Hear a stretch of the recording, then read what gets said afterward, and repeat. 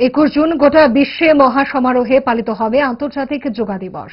এই যোগা দিবস উদযাপনের অঙ্গ হিসেবে আজ আগরতলার এনএসআরসিসি যোগা হলে এক বিশেষ যোগা প্রদর্শনীর আয়োজন করা হয়।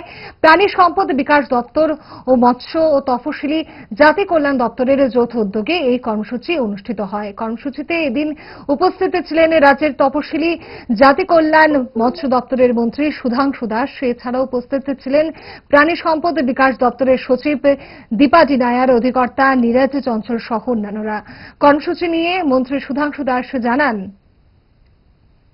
আগামী 21 জুন আন্তর্জাতিক যোগা দিবস পুরো বিশ্বব্যাপী অনুষ্ঠিত হবে। তার জনক ভারতবর্ষ। আমাদের মাননীয় প্রধানমন্ত্রীজি 2015 সালে এই যোগ ব্যায়ামকে বিশ্বস্তরে নিয়ে গেছেন এবং তারপর থেকে ইন্টারন্যাশনাল যোগা ডে হিসাবে সেলিব্রেট করা হয়। তো আসন্ন যোগা দিবসকে সামনে রেখে আজকে আমাদের 3 দপ্তর, ফিশারি, তারপর তপশিলি জাতি কল্যাণ এবং পশুপালন বা প্রাণী সম্পদ বিকাশ দপ্তর, এই 3 দপ্তরের সমস্ত কর্মকর্তাদের সাথে নিয়ে তার সাথে সাথে আমাদের ভেটেরিনারি ডক্টর অ্যাসোসিয়েশন এবং ফিশারি গ্যাজেটেড অফিসার অ্যাসোসিয়েশন, তাদেরও যৌথ উদ্যোগে আজকে আমরা যোগা ব্যায়াম করেছি।